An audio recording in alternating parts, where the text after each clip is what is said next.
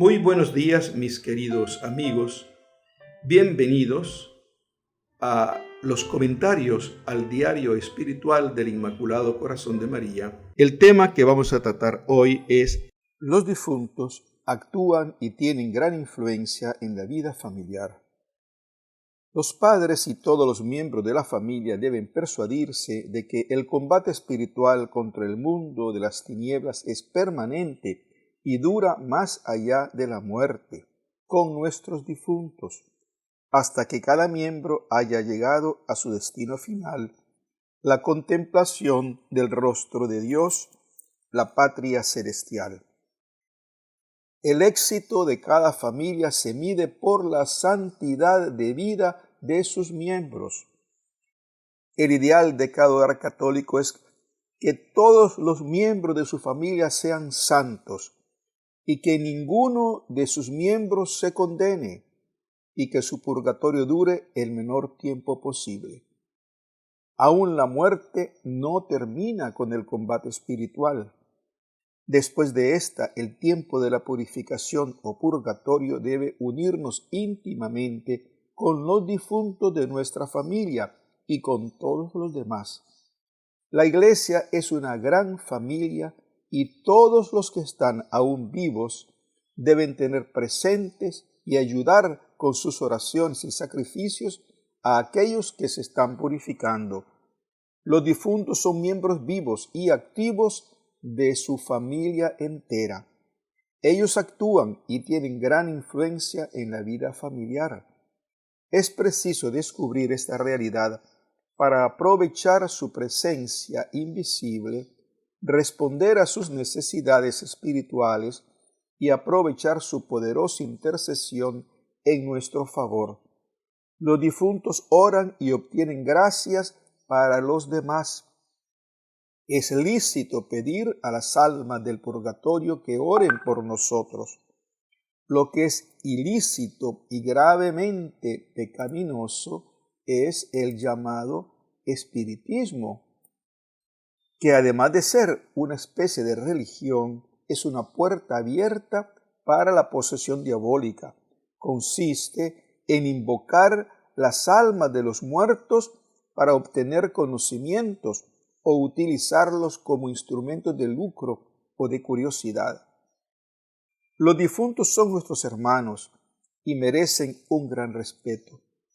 Ellos deben ser integrados en la vida familiar y tenidos en cuenta, porque como dice Jesús, Dios no es Dios de muertos sino de vivos. Muchas personas han muerto después de haber llevado una vida desastrosa, llena de grandes pecados, sin el auxilio de los sacramentos, pero abiertos a la misericordia divina. Se han arrepentido y Dios les ha concedido el perdón de sus pecados. No se han condenado, pero deben purificarse de todas las manchas de su alma.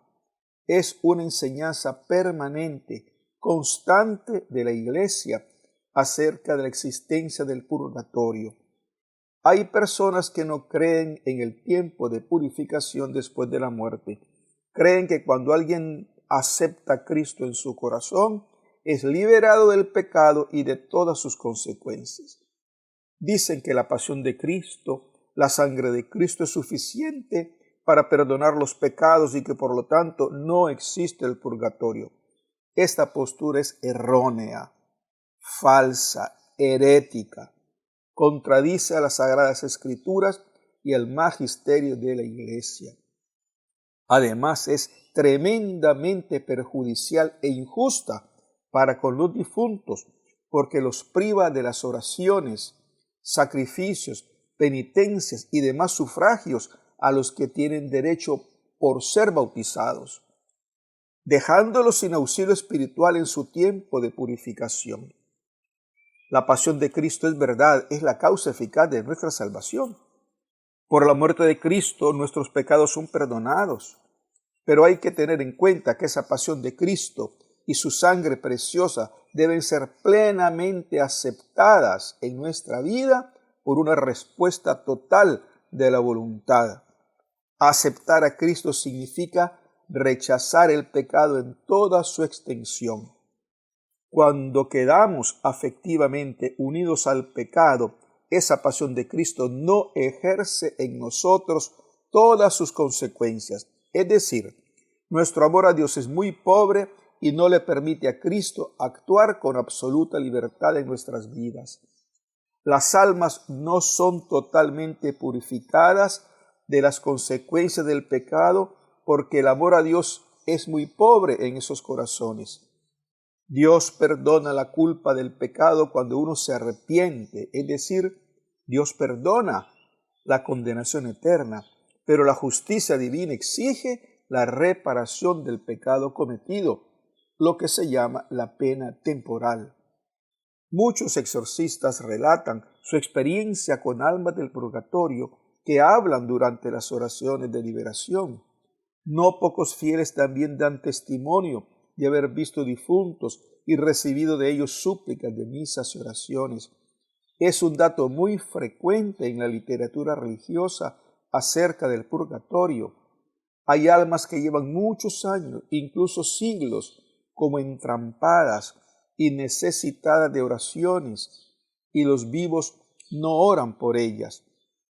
Un fenómeno muy impactante es darse cuenta de que nuestros ancestros que están en el purgatorio pueden, por permisión divina, ejercer influencia sobre los miembros vivos de la familia.